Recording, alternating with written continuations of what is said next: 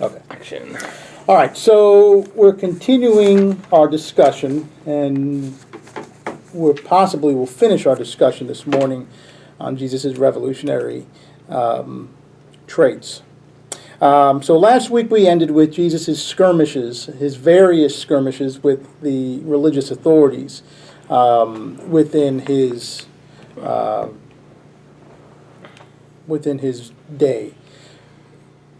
It's interesting, if you note, that even though he skirmishes highly with the religious leaders, when he is put on trial, he does not, he's not so aggressive with Pontius Pilate. His answers are very short. He does not. I was gonna make me a copy of my picture, and I found it in the. Yeah, just put that in my mailbox, please. There is this mailbox in there. Do you Or know just that? leave it on Alan's desk. I know what you. All right, thank you. Copy of my sermon I printed out. Okay. All right, so It's been leaked. it's been leaked, right? It's all over the internet. It's going to be on WikiLeaks Right. by this afternoon. Right. Yeah, there better not be any tapes. That's right. That's right, Ben. So anyway, so when Jesus goes in front of Pontius Pilate, his answers are very short. He answers Pilate's questions, but he doesn't go into great length and discussion with Pilate. It's almost as if Pilate, he's an outsider.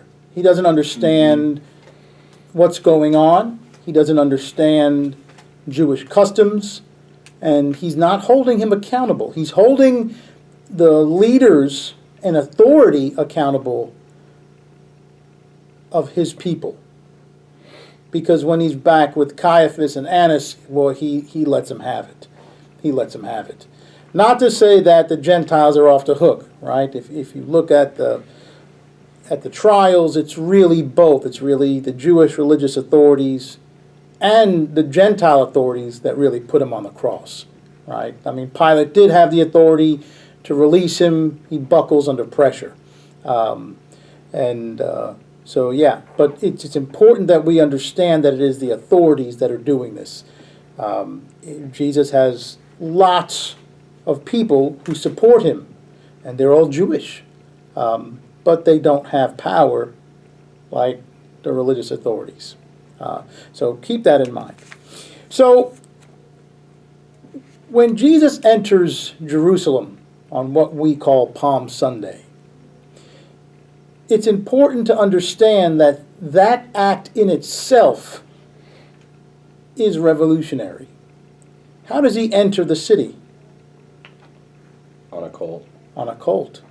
All right? He is fulfilling prophecies written within the Hebrew scriptures, right? We quote the prophets about this, right? He enters on a colt, on a foal. Riding horseback is something in a triumphal manner is reserved. And so when you think of this, it's Jesus riding through the gates of Jerusalem on horseback or on a donkey, depending on which version you're looking at, is sending a message.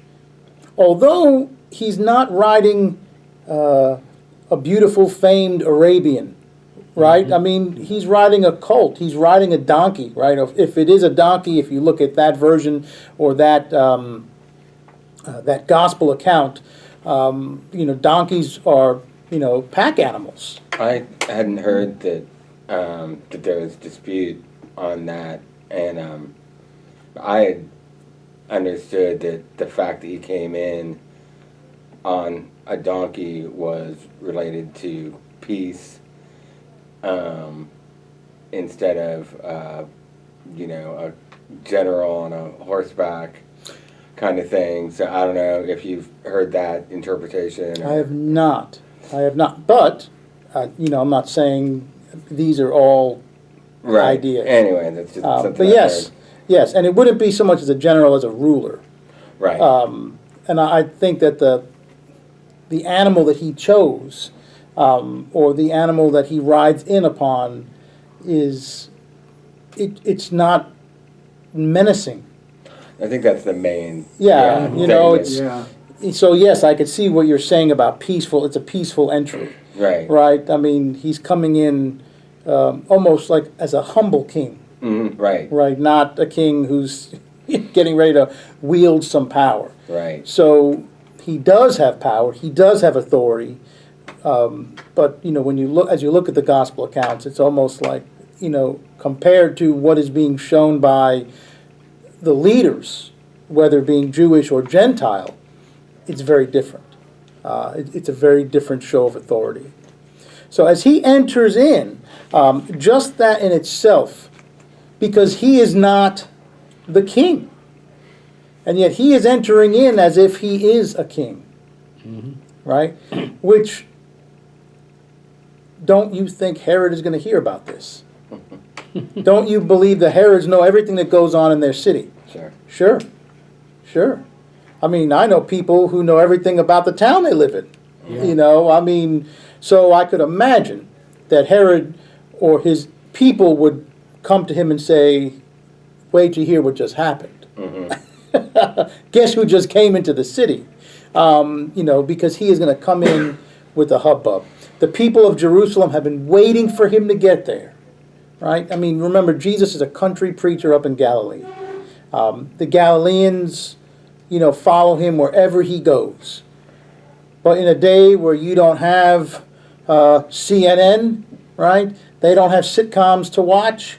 Don't you believe they hear about what this rabbi is doing up in Nazareth? Sure, sure. If someone was doing that, you know, in Ellettsville, don't you think we would know about it? And so this is what's happening. So people are probably dying to get him into Jerusalem. You need to come down to the big city. You need to come down where it's at, right? And so Jesus finally comes to Jerusalem. Now, he goes to Jerusalem for special holidays or feasts. But, I mean, he is coming to stay for a while now, right? So at the Passover, at the coming of the Passover, here comes Jesus riding on the back of an animal, entering the gates of the city. And people are heralding this, right? They're heralding him as he comes in. So this act in itself is seen as probably as a threat by the Herods, because he's a challenge. Even though he's not openly challenging them, it's still a challenge. It's a threat. And if you are the type of ruler that is paranoid or that is suspicious, Most of them are. and most of them are, right? They're always looking over. Remember, there is no impeachment proceedings in the ancient world, right? If you are a ruler, you are there. If they want you out, they got to kill you, right? You're assassinated, you're murdered, you take your own life. But that's how you leave your seat of power in the ancient world. We know many rulers who went down like this. It is what it is. This is what we do when we study history, right? So it's a threat. It's a threat to the Herods. So Jesus just entering Jerusalem is an act of revolution for his followers. So Jesus is inside Jerusalem now, and the people are cheering him on, and it always interests me, or it always has interested me. You know, here are the masses of Jerusalem cheering him, Hosanna, Hosanna in the highest, and then within days, some of these same people perhaps are chanting, crucify, crucify. And so we have heard all kinds of excuses why this is. Does Logan drink water? Does Logan drink water? Yeah, I No, mean, he for won't. the pulpit. He did last time. He did did. last time? Yeah, I All think right, so. well then just get him a small cup of water and put it on his side. Okay. Thank you, all right. Miriam. Yeah. So, people have said, I've heard the excuse, well, people are fickle. And I think that's a very lazy way to look at it. Yes, some people are fickle, but as students of the Bible, we must dig into it and say, well, why did this happen? How could this happen?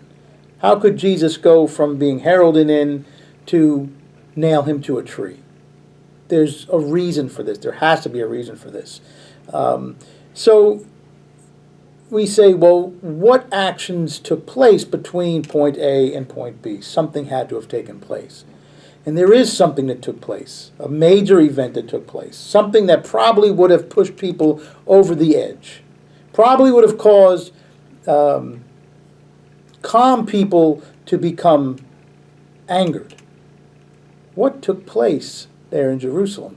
Throwing the merchants out of the temple. Yeah, the cleansing of the temple, or the purging of the temple. Exactly.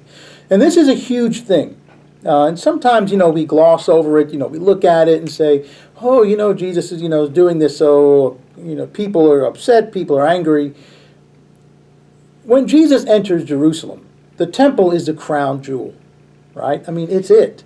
Herod would probably like to say his palace was it, but for the Jewish people, there was nothing greater than the temple.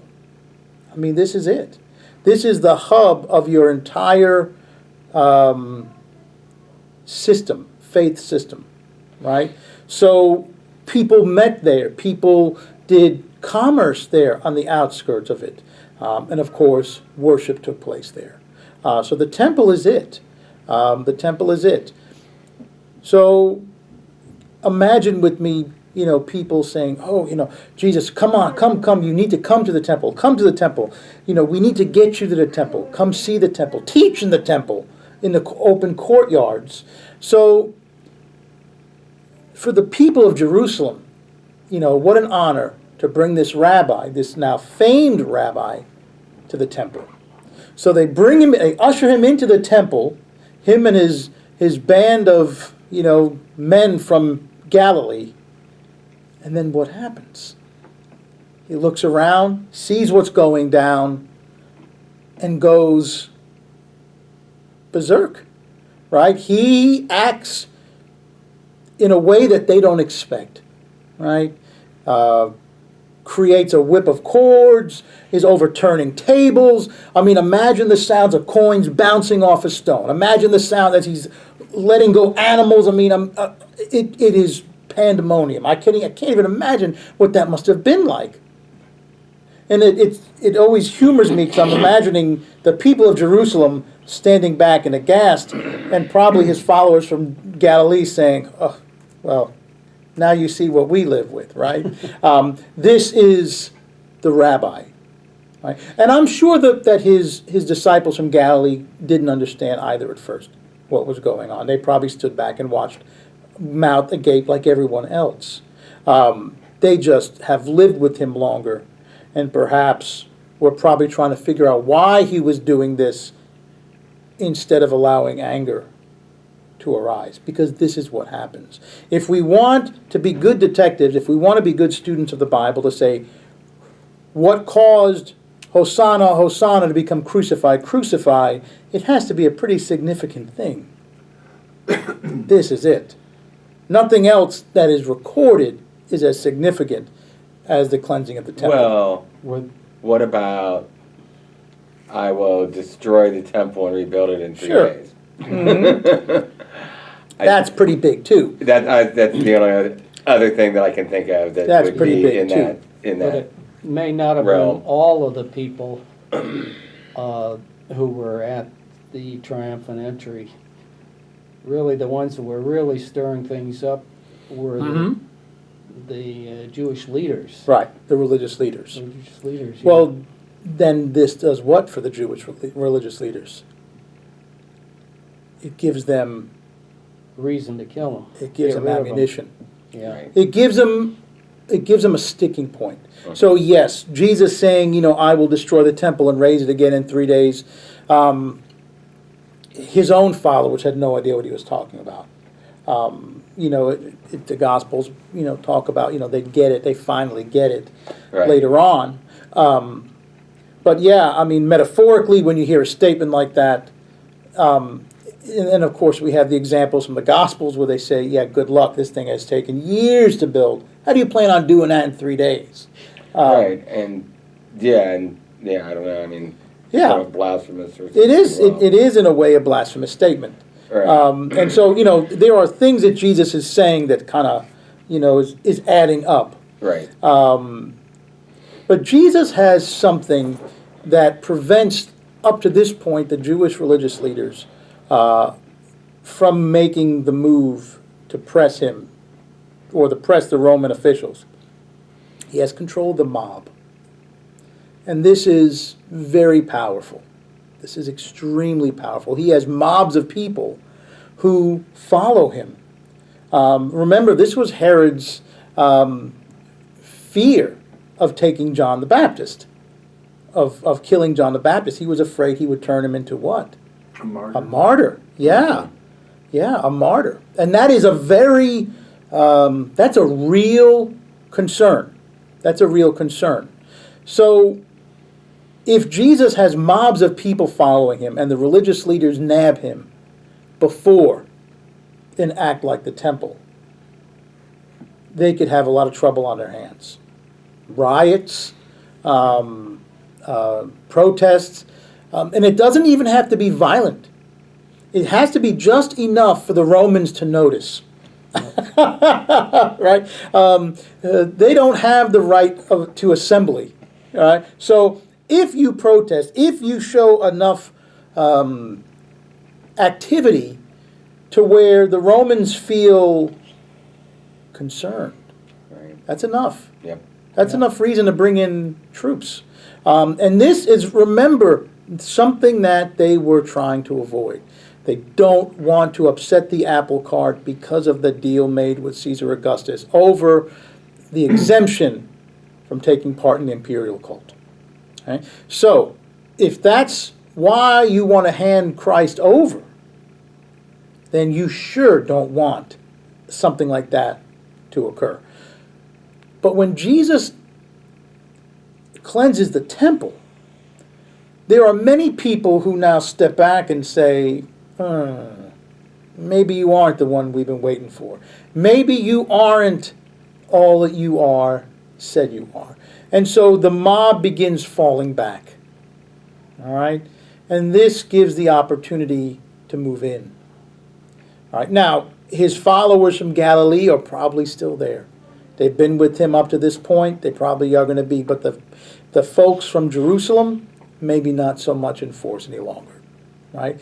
Because when he loses control of the mob, or when the mob begins to fall back, right, the mass of people, then they now have an opportunity.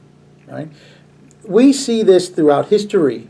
Right? Julius Caesar was very popular, extremely popular with the Roman people.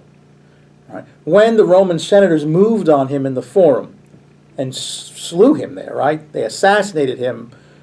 Rome eventually breaks into civil war over this act, all right? Because the people loved him. His troops loved him, all right? You move on someone that is that popular, this is what you risk. You risk a great deal, all right? So Jesus cleanses the temple. People are now moving away from him. The people who maybe came to see him might say, you need to go back to Galilee. This is the temple. What are you thinking? Imagine people watching this and not understanding why Jesus is doing this. He's doing this because he sees wrong, he sees ills. But it's not like he, in the middle of this, he takes a break for a lecture. Right. And explains why this is going down. He doesn't do that. Right? It's an act of doing. Right? We understand it. We've had 2,000 years to mull over this story, to mull over the account of what happened. They don't, they're watching it unroll. So this is big. This is big. So Jesus cleanses the temple, and now people are beginning to fall away. People are beginning to fall away.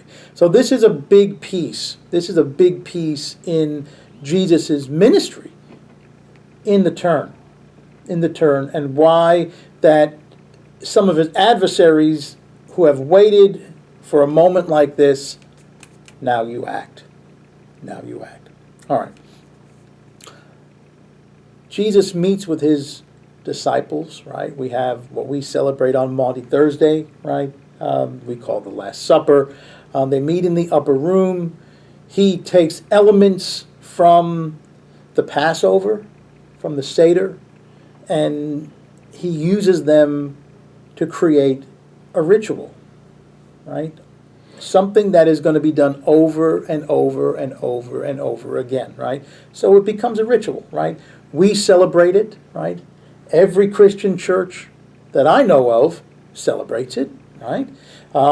He creates, right, communion, right, Eucharist, right? It is the breaking and sharing of bread and the sharing from the fruit of the vine, right? These are elements that are taken. These are common elements. These are elements that the Jewish people would have recognized.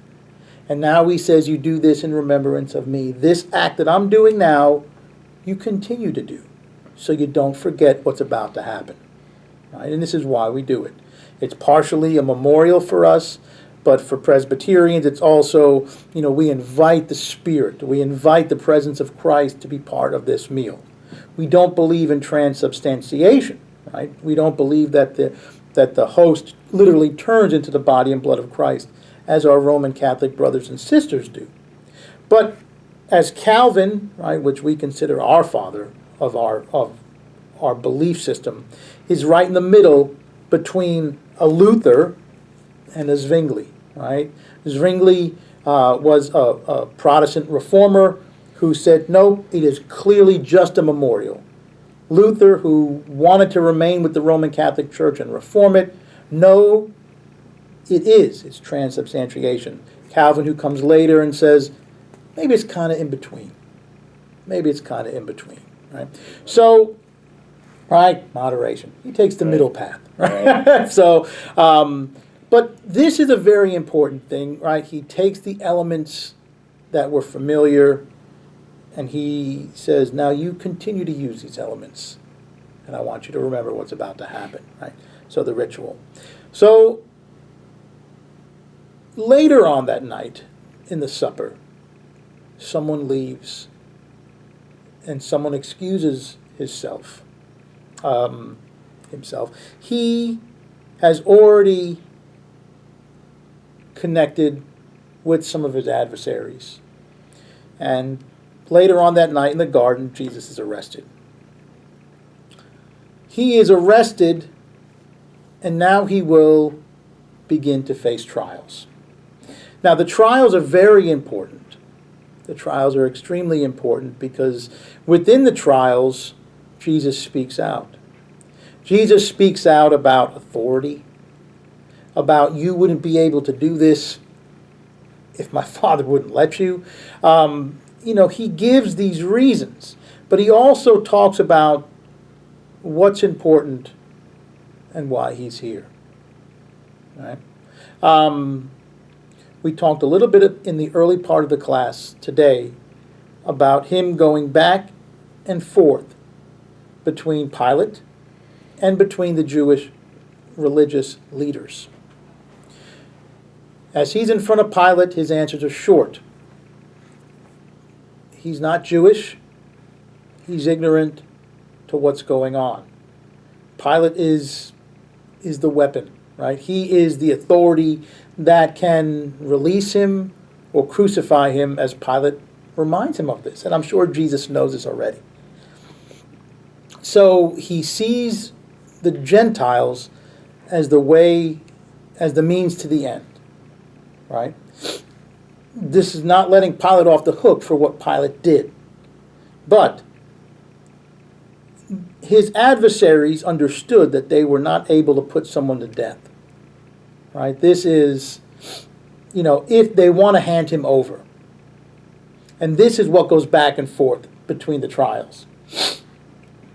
Pilate keeps handing him over, trying to convince the Jewish adversaries, the religious leaders,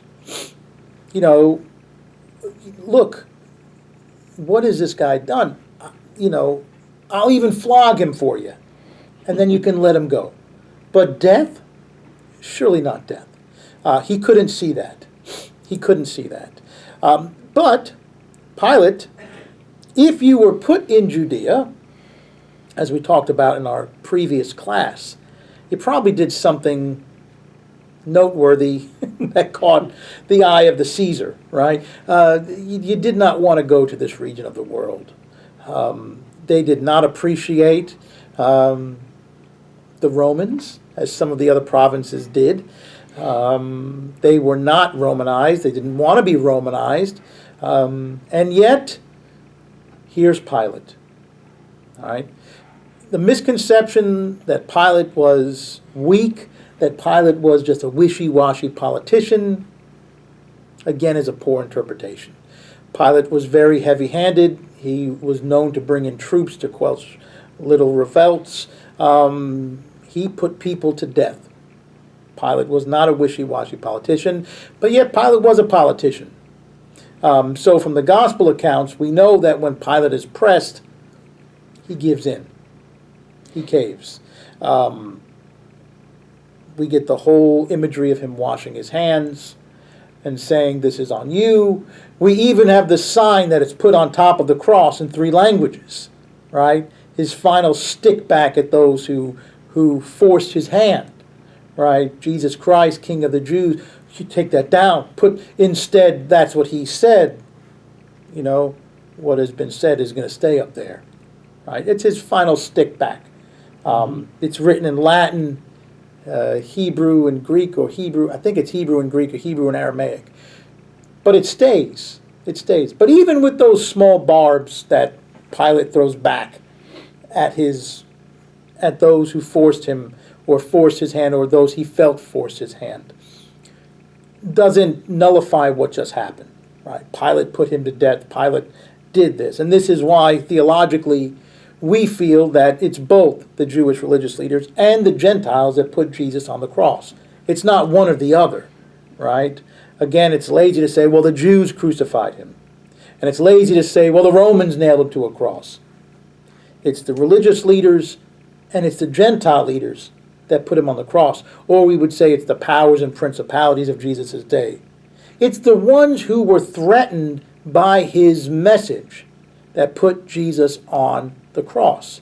It is not the everyday person that put Jesus on the cross. It's not. Jesus is giving the other people hope. It's those who are threatened by his words. You might not like Jesus. You might disagree with Jesus, but you don't. If you're walking around the city with no power, you have no ability to put this man on a cross. It's those with the power that push through with this plan. So those who are threatened by his message puts him on the cross. He was not a murderer. He didn't steal. What he lands on the cross, it's kind of like it's sedition. It's sedition to the state. And this is why, when you look back, as Christians now are murdered and martyred for their belief throughout the empire, it's because you are connected to this. You are connected to this. Jesus is convicted of this crime, even though we look back and Christians will say, well, what crime? This is a kangaroo court. It doesn't make a difference to the Romans. He's convicted, right? And that's the Roman legal system was passed on to the English and then passed on to us, right? Americans, we understand this system. Not that we agree with what happened, but you can look back and say, okay, he was convicted, right? It's just like someone in our legal system that's convicted, right? You have to go about the ways to prove your innocence, right? Because that is passed down, right? And so this is what happens to Jesus. He is convicted, and that stigma now connects to his followers. And Jesus marked this early, right? If they do it to me, they're going to do it to you. What's going to happen to me will also happen to you. You will face some of the things that I face because of me, because of my teachings. It's going to happen, right? Jesus understood this. So he's put on trial and he's crucified because of his teachings. It's not so much because he's healing people, it's his teachings, in my opinion, that truly scare people, that truly put the fear of God into some of these individuals' minds, because it's a challenge. It's a challenge. And this is what brings fear. Ideas are hard to stomp out. They truly, truly are. You cannot stomp out an idea. How do you stomp out an idea? You can't. It's very hard. It's very hard. And it's almost like, the early Romans who said, this is a passing fad. Well, I guess they were wrong. And the Romans had seen this over and over again. They were just wrong on this one. They were wrong on this one. So it is his teachings, because of their flavor, because they are revolutionary. This is what ends him on a cross. This is why he's taken away. Between the Jewish religious leaders and the Roman officials, the Roman leaders, the Gentile leaders, this is enough. Because if you think about when the final pin, we have no king but Caesar. Right? How about you, Pilate? Right? Of course, it's a paraphrase, but this is the gist. This is the gist. All right, so the trials is where we're going to end today, so we will continue next week, because it is already 9:30. But next week we will begin with the post-resurrection narratives. What happens after the resurrection, and what happens with the church, and where we see Jesus' teachings, this revolutionary flair within others. And we're going to look specifically at Paul, because Paul's words, are also revolutionary. And Paul, other than Jesus, and some scholars will even say that Paul's influence is almost greater because of what he does. As one person literally is responsible for the conversion of millions around the empire. He traveled. He a lot travels. more than Jesus. Yeah, he travels a lot more than Jesus. So he takes the teachings of Jesus, the words of Jesus, and now he is going to spread them all over the Mediterranean, because Paul likes to travel and does a great job at traveling, right? Yeah. And so he is going to be planting churches all over the place. And his teachings are also seen as revolutionary, and by some radical. All right, well, we'll continue this discussion next week.